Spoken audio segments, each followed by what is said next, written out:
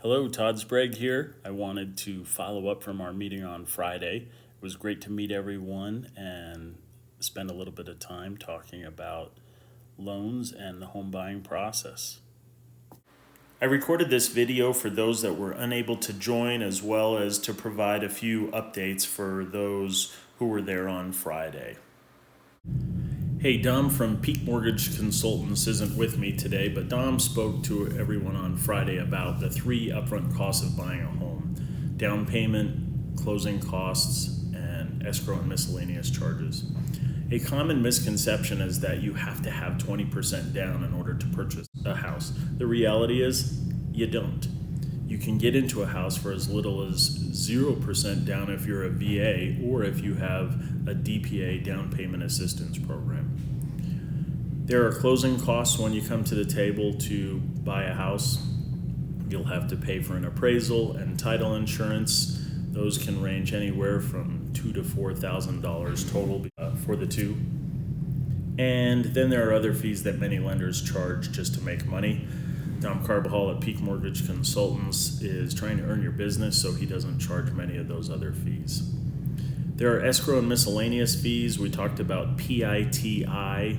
That term is payments, interest, taxes, and insurance. So when you purchase a house, your monthly payment often includes taxes and insurance that go into an escrow account, so that at the end of the year, as that escrow account builds from your monthly payment, your lender can then make your property tax payment or your homeowner's insurance payment at the end of the year. The 3 main financing programs Dom spoke about were FHA, conventional, and VA. They each have different lending criteria, but the bottom line is you need to talk to Dom or your personal lender about which program is best for you. We talked about a few different down payment assistance programs, but the Empowered DPA program is just a great program for employees in the Public Defender's Office that are first-time home buyers. If you use an FHA loan program, you can be granted your down payment up to 3.5%. So it's a really great program. Talk to Dom if you want to learn more about it. There are requirements such as a 580 credit score that you have to have in order to be eligible for this program, but really Dom is the expert on this. There are other down payment assistance programs like CHAFA that put a second lien on your house. You don't have to pay them back monthly, but ultimately you do have to pay it back if you sell your house. So something to think about.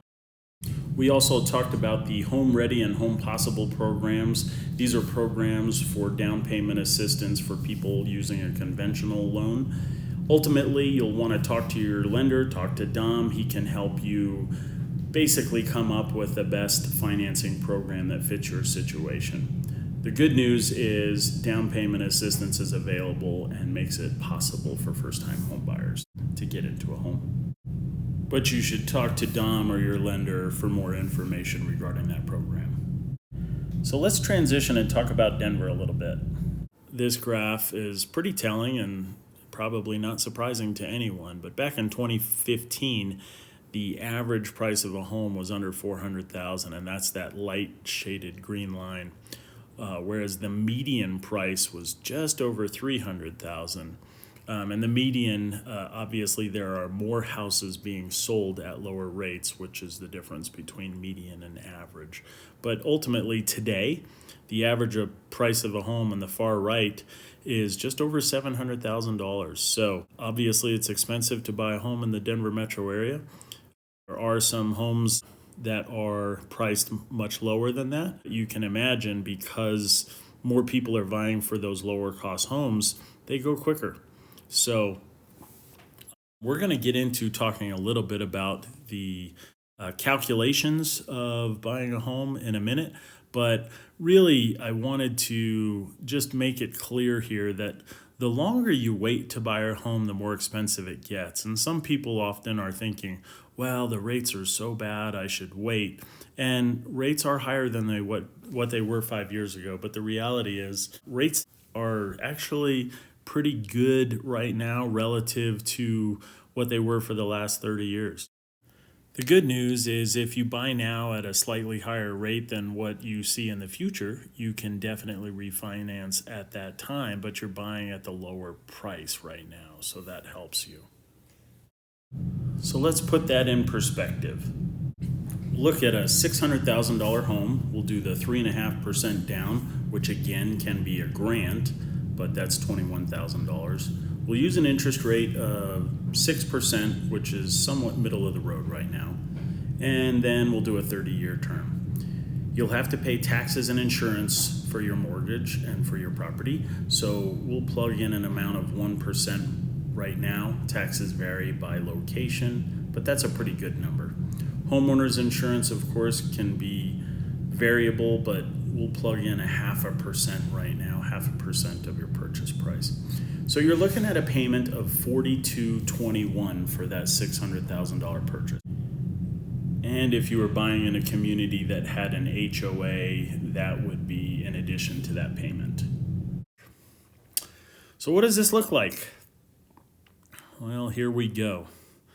If we go over to the right-hand side here, you see the $600,000 house across the top. And over 5 years, you can see the blue section represents the loan balance declining as you're paying for it and making your monthly payment.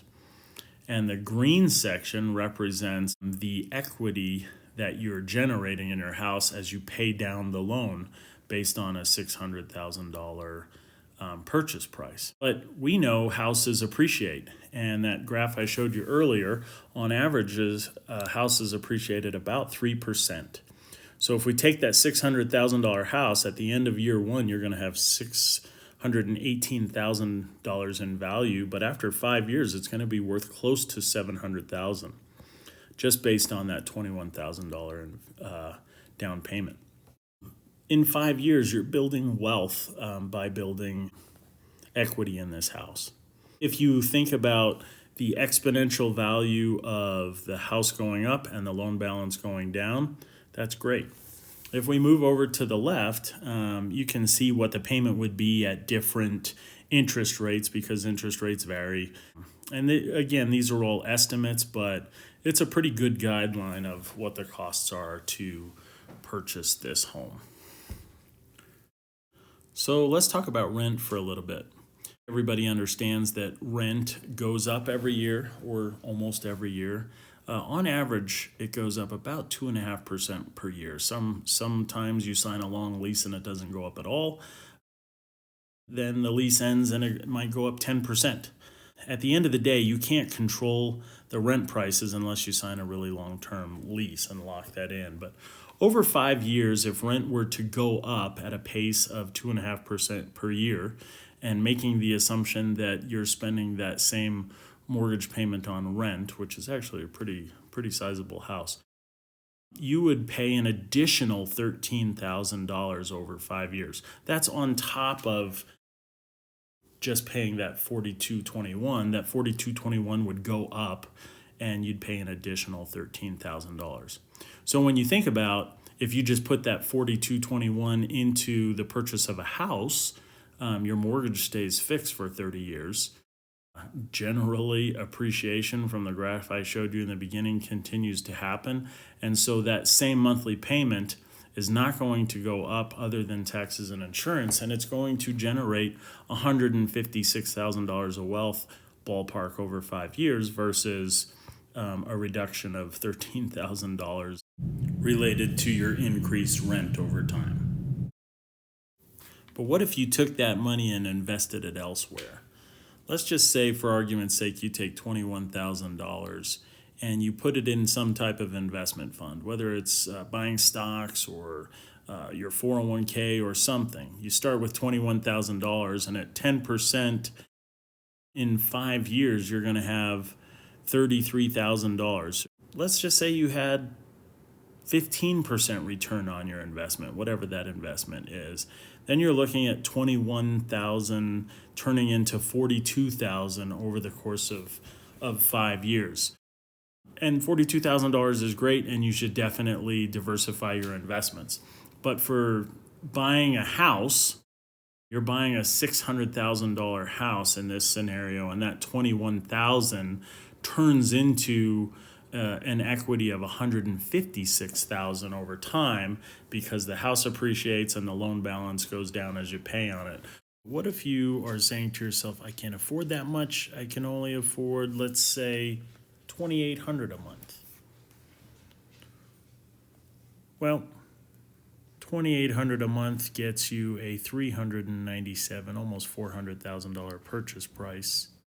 Now, some of you might be saying, I can't afford any of that. I can afford maybe $1,500 a month.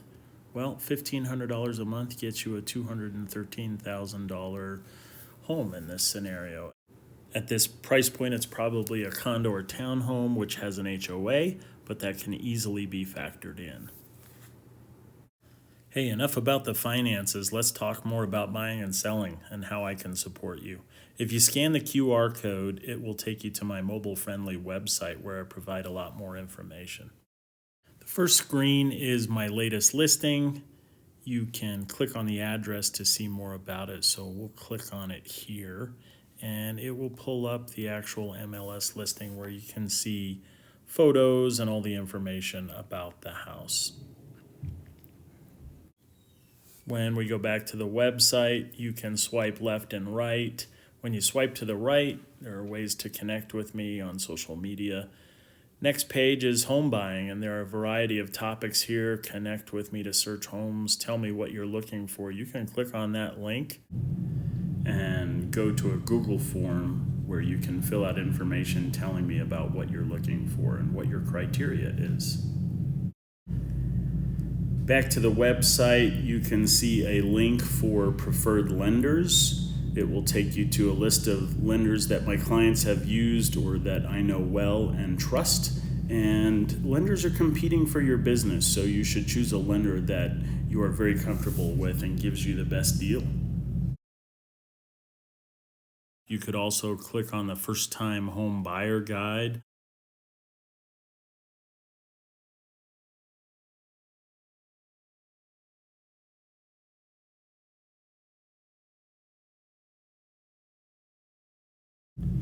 The next page, swiping to the right, is more about selling your home and how I can support you through that process. And then you can swipe and see some of my recent real estate activity. Some of you may have seen the flyer for the $150,000 condo I sold recently on South Federal, but if you click on that, here's some of the information regarding that condo. Swipe again and you can see some of my recent client reviews, or leave a review yourself, or go to Todd Sprague Realty, look at my bio, search for homes, you name it. And the last screen actually is a link to IGO Realty's website where you can sign up for our monthly giveaway. This month we're giving away a Target gift card. Hey, I'm going to transition a little bit here. When you provide me your information, I'm going to send you a link via email to the Homes app. You've probably seen a lot of the commercials lately, homes.com. They're doing a pretty big campaign right now, but it's a pretty good app. There's no perfect app for searching for homes, but I like this particular app just because I can see what you mark as a favorite, and it alerts me to what you're interested in and what you're looking for. I get notifications and we can message back and forth with each other. So it's pretty cool. But I'm going to go in here. I'm searching in Thornton right now. But there are a lot of different things you can do with the app. In the upper right-hand corner, you can click on some filters. If we wanted to filter to a price range, let's just say a max of $400,000, we could do that. We could scroll down and say, I want at least 2 bedrooms, maybe even at least 2 bathrooms. I am looking for a house or a townhouse or a condo, so we could click on those. Not a senior, so we're going to exclude senior living. And I don't want to see the under contract or pending, so I'll uncheck those. And you can see in Thornton there are a handful, 18 houses that meet that criteria. And you can see I've actually favorited a couple of these for a different client already. But you can switch from map view to list view and scroll through and say, in Thornton, what meets my criteria? And let's just take a look at this one on Fox Drive. 355,000. We'll scroll down, 2-bedroom, 2-bath. A little bit of information about the house, and you can see it's been on the market for 33 days. And taxes, annual taxes are only $2,000, which is good. And you have a $385 HOA fee. So a lot of townhomes and condos have HOA fees that you'll need to add to your payment. But let's take a look at this. Some pretty nice pictures in here.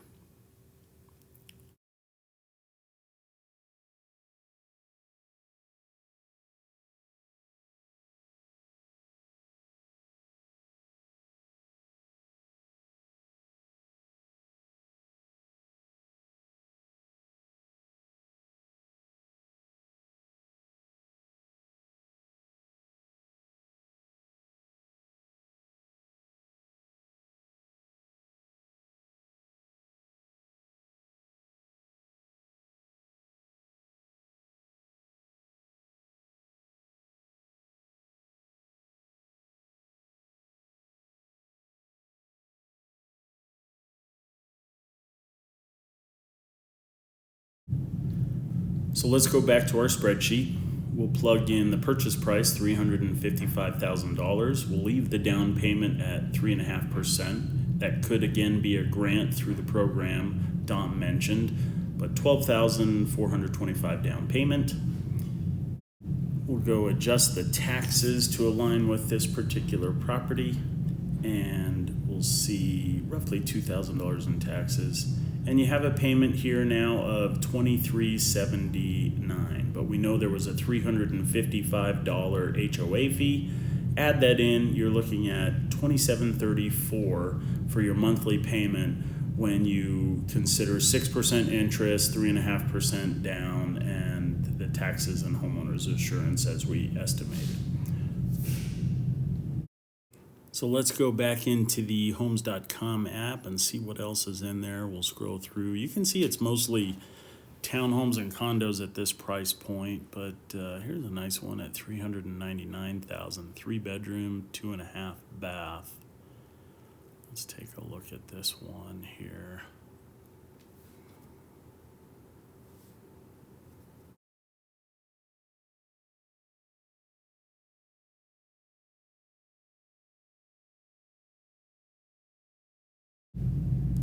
If you're anything like me, searching for homes is fun. I love looking at different homes online and seeing the uniqueness of each and the prices of each. But when you get a minute, send me your email. Let's connect. I'll send you a link to this app and we can start your home search together.